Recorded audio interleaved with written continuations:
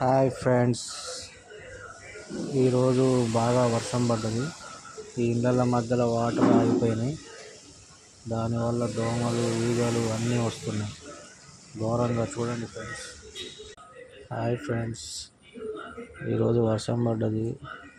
ఇళ్ళ మధ్యలో వాటర్ ఆగిపోయింది. చాలా ఘోరంగా ఉంది పరిస్థితి.